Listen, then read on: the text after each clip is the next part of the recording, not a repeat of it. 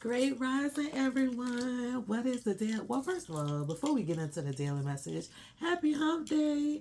It's Wednesday, y'all. It's the middle of the week. It's almost over. The weekend is close. So, peace and blessings to each and every one of y'all. I hope this message finds you in perfect love and peace. And may this message reach all those it is intended for, honey. All right, so what's the daily message? Today is about our kids. Some of our children are really needing some extra attention. Some of them are going through some things, or like, we don't have bad kids, right? First and foremost, we don't have bad kids. But our kids do have experiences, and we have to remind ourselves our kids have gone through COVID. You know what I'm saying? Our kids have gone through COVID. Our kids have, suffered some great loss that they either don't necessarily know how to talk about or know how to deal with. Because, you have to pause and ask yourself, have I prepared my child or children how to grieve or how to express loss? Or do I give the example of what I would do?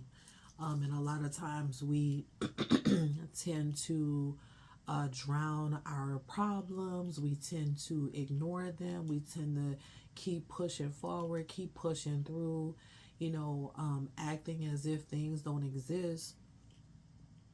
And we're teaching our children those same things, not necessarily giving them the tools how to talk, how to communicate grief, how to communicate stress, how to communicate certain things. And so they may be expressing it in other ways. It may not be conventional because we haven't taught them the conventional way to express these emotions or to express these struggles or these challenges and things like that.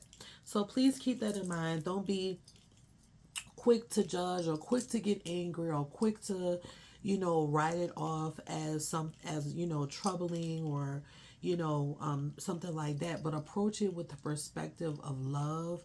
Approach it, and not to say that you're not, but approach it with a different kind of perspective, a different kind of heart, so that you can create a space that will allow them to communicate.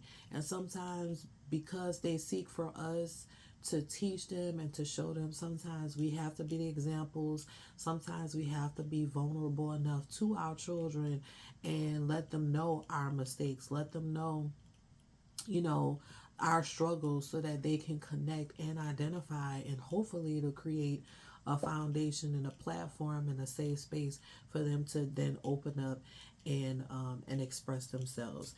But that's what the message is for this week. When you're able to extend that and create a safe space and create an environment where they can express themselves and talk without always feeling like, dang, my mom or dad, they're just going to yell at me because, I'm not doing something right.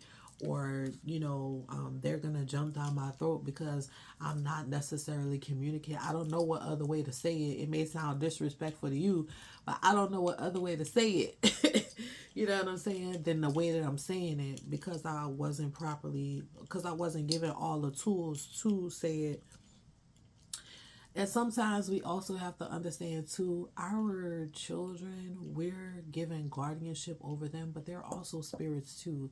They're also healers too, struggling with their gifts, struggling with the things that they're being given to. And so, as spiritual people, we also need to create a safe space so that they can communicate with us about their spiritual experiences. Children typically have these spiritual encounters between the ages of 8 and 14 years old. And you want to be able to um, allow them to open up so that they can share those experiences and ask those important questions and develop their spirituality at that age and understand what they're going through. And yeah, resist the urge of like repeating those patterns, but use this as an opportunity to really embrace your differences. You know, these are the kids that we have, they're raised in a whole different environment than we were. And we need to understand that and start bridging that gap. Um, because, you know, they're facing some real life things. Real talk. And they need us. They need us. They need us to show them what happy looks like. They need us to show them what support looks like. They need us to show them what love looks like. They need us to show them what spirituality looks like. And they need to know that no matter what, they can talk to us through whatever it is that they're going through.